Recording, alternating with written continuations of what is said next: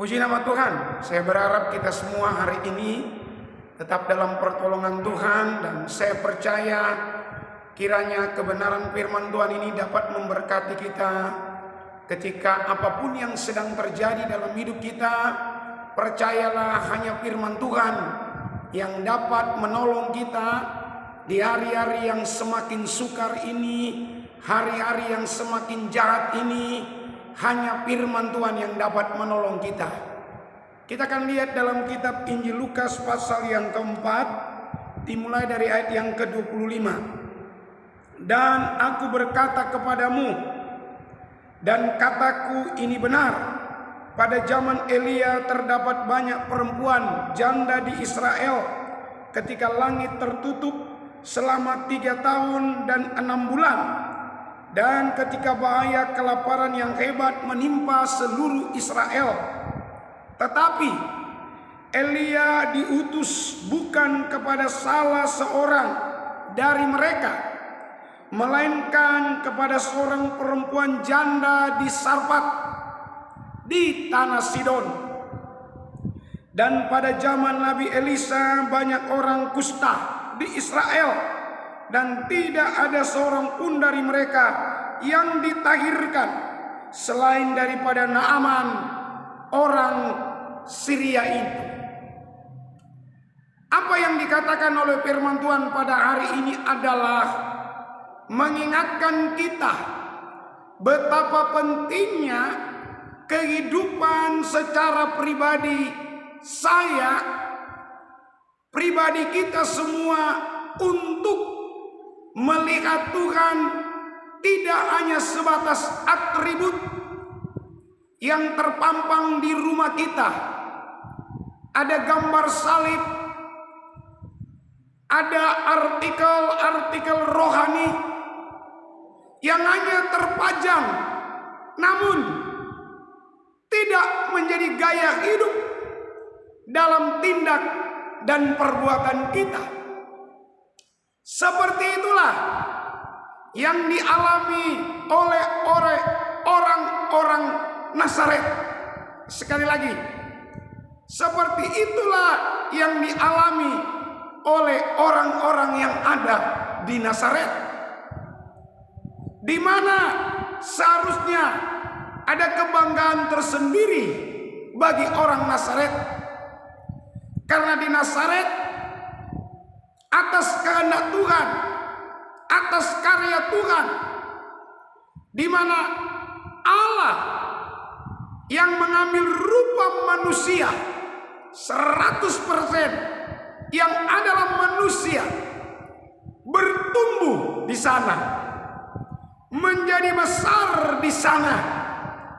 Namun kita lihat mereka tidak dapat mengalami seorang pribadi pembawa kebebasan, terlebih-lebih pemberi kehidupan, yaitu kehidupan yang kekal.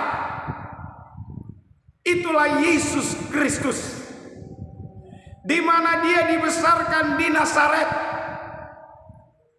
Dia harus bersedia menjadi pribadi yang diasuh oleh Yusuf dan Maria, sehingga apa yang dilihat oleh orang-orang Nazaret menjadi satu hal yang menjadi biasa, sesuatu yang enggak ada apa-apa. Itu sebabnya Alkitab berkata tidak ada mujizat di sana. Bahkan yang paling mengerikan sekali adalah ketika Yesus datang di kampung halamannya, di mana pada waktu itu dia dibesarkan. Alkitab berkata spontan, serentak orang-orang Nazaret mengusir dia. Itu sebabnya tidak beralasan Yesus menggambarkan di sini. Yesus mengutip kitab Perjanjian Lama yaitu pelayanan Elia dan pelayanan Elisa. Alkitab berkata, di tengah-tengah kelaparan yang luar biasa yang melanda Israel 3 tahun 6 bulan, Israel mengalami kelaparan yang luar biasa.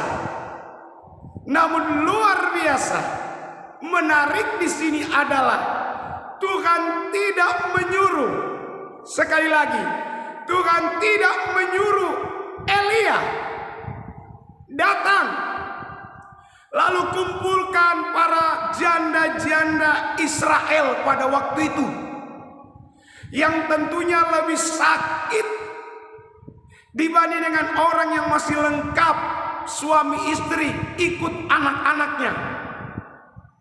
Kita tahu seorang janda itu seperti apa, apalagi di tengah-tengah kelaparan yang hebat. Istana pun pada waktu itu tergoncang akibat kelaparan ini, apalagi para janda-janda yang ada di Israel. Namun menarik, apa yang dikatakan di sini adalah Tuhan hanya tertarik, sekali lagi, Tuhan hanya tertarik kepada seorang janda yang ada di Sarfat. Saya ulangi lagi, yang bukan wilayahnya, yang bukan tempatnya orang Israel, walaupun ada di sekitar itu, tapi Yesus memilih di luar janda-janda yang ada di Israel, yang pada waktu itu sama sedang mengalami kesukaran untuk makan, terancam kematian. Namun Yesus katakan, Elia hanya diutus kepada perempuan yang ada di Sarfat. Kenapa? Pertanyaannya, kenapa? Apakah Tuhan suka membeda-bedakan jenis, latar belakang, gender istilah sekarang? Tidak. Jawabannya tidak. Tuhan hanya akan menjatuhkan hatinya apabila dia mendapati, saya ulangi, apabila Tuhan mendapati siapapun manusia, seberat apapun yang sedang dialami, sesulit apapun yang sedang dia alami, bahkan seperti perempuan yang ada di Sarfat ini, yang tidak bisa dilihat oleh raja pada waktu itu, namun mendapat perhatian Tuhan melalui Elia. Dan firman Allah berkata, janda di Sarfat ini mendapatkan jaminan untuk sebuah kehidupan. Sekali lagi, sebuah kehidupan didapati pertama oleh orang-orang yang tidak meragukan Tuhan yang adalah pencipta langit dan bumi. Itu yang dilakukan oleh perempuan yang ada di janda yang ada di Sarfat ini. Dia tidak segan-segan melakukan apa yang diperintahkan oleh Elia. Tidak ada keraguan sedikit pun. Tidak ada egois di sana. Tidak ada kepentingan diri di sana. Yang ada adalah selain percaya kepada apa yang dikatakan oleh Elia, taat. Tidak ada pertimbangan sedikit pun. Tidak ada keraguan sedikit pun. Sekalipun dialognya pada waktu itu, dia pun sudah ada di ujung kematian. Namun Tuhan datang kepada perempuan janda yang ada di Sarfat, bukan kepada perempuan-perempuan janda yang ada di Israel. Kenapa? Karena dia tidak meragukan Tuhan melalui kehidupan Elia yang diutus pada waktu itu. Yang kedua, Yesus mengutip Elisa. Ada banyak orang kusta di Israel, tapi sekali lagi Tuhan hanya menjatuhkan hatinya. Firman Allah berkata di sini kepada Naaman, orang Syria.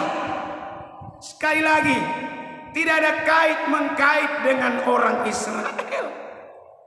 Justru mendapatkan perhatian. Sekali lagi, latar belakang tidak menentukan seseorang bisa mengalami jaminan.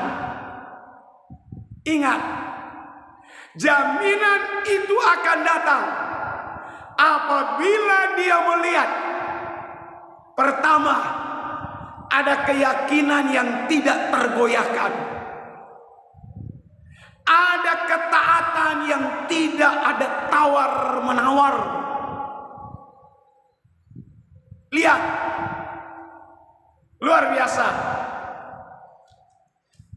Naaman disembuhkan dari kustanya. Janda di Sarfat diberikan kelimpahan sampai datang hujan. Luar biasa. Tuhan, sekali lagi saya mengatakan, Tuhan tidak pernah lihat latar belakang kita. Mana tahu kita berpikir, apabila di depan rumah kita ada tulisan Shalom, kita sudah bisa yakin bahwa Tuhan sudah ada di hidup kita. Belum. Tuhan itu tidak bisa kita representasikan lewat atribut-atribut yang dilihat oleh mata manusia. Tapi sekali lagi Tuhan berkata, manusia melihat apa yang dilihat oleh matanya sendiri. Tapi saya, Tuhan, melihat apa yang ada di dalam hati. Kiranya firman Tuhan ini dapat memberikan peneguhan kepada kita yang tetap percaya kepada kebesarannya, yang tetap yakin, yang tetap menurut, yang tetap taat, sekalipun seolah-olah masih jauh jawaban itu. Tapi kita akan tetap berpegang kepada firman Tuhan ini.